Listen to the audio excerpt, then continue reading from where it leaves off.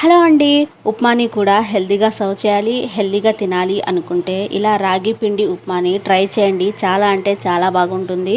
ముందుగా ఈ ఉప్మా కోసం ఒక గిన్నెలో 4 కప్పుల వాటర్ అనేది తీసుకోవాలి.